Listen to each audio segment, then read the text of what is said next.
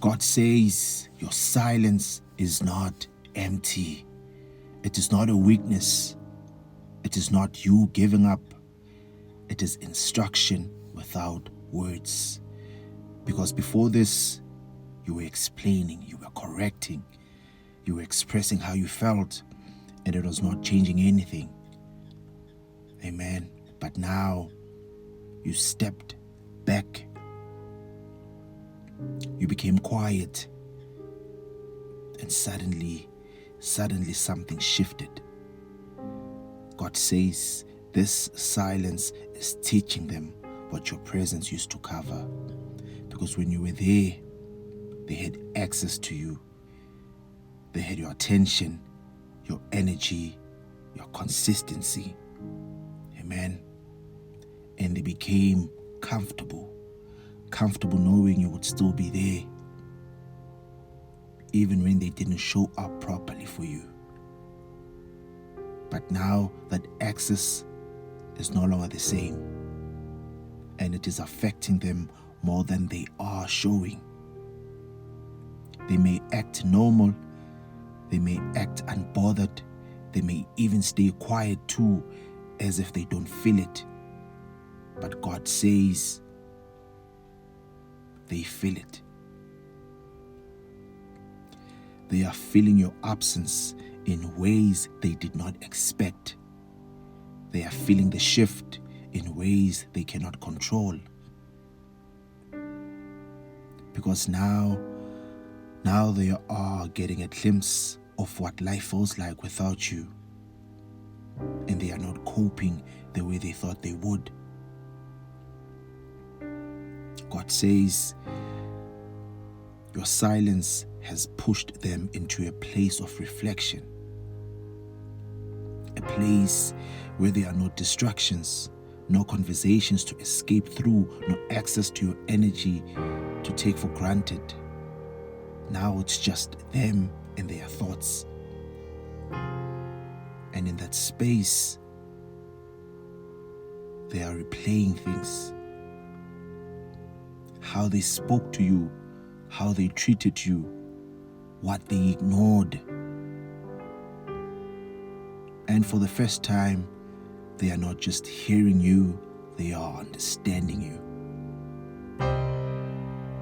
God says the silence is forcing them to confront what they avoided. Because when you were speaking, they could dismiss it.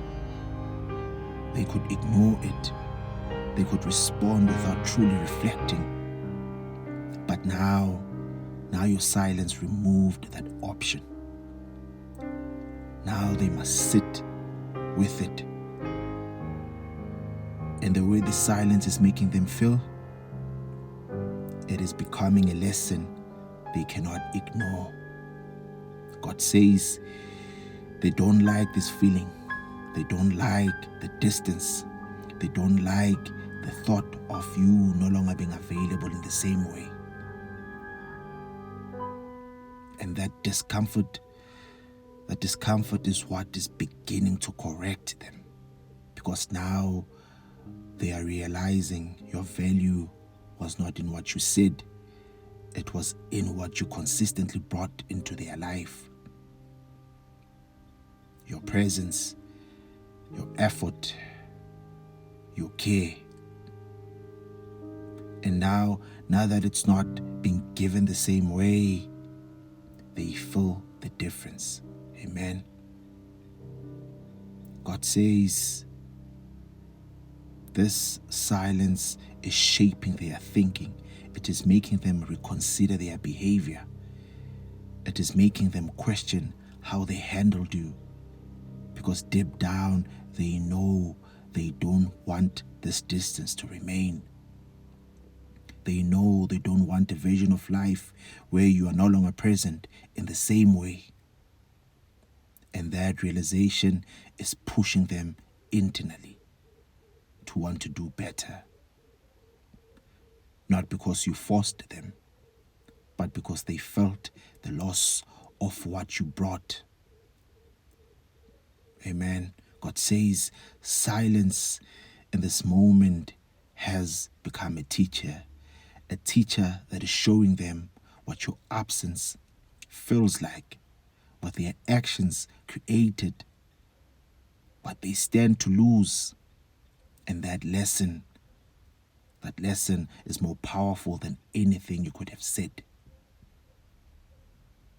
Ecclesiastes chapter 3 verse 7 says, a time to be silent and a time to speak.